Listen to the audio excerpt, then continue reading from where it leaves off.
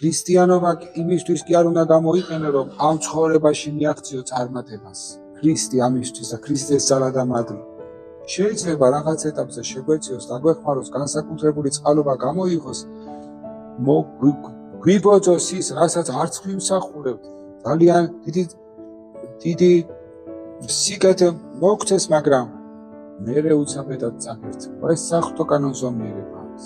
თუ ვერ დააფასე, თუ ვერ გაითავისე, თუ არ დაინახე, რომ ეს იმიტომ მოგცა, რომ ღმერთის წინაშე მადლიერი უნდა ყოფილიყავი და ბევრი სიკეთე გაგეკეთებინა, თუ ეს ვერ გაიგე, რა თქმა უნდა ეს ყველაფერი წაგერთვა.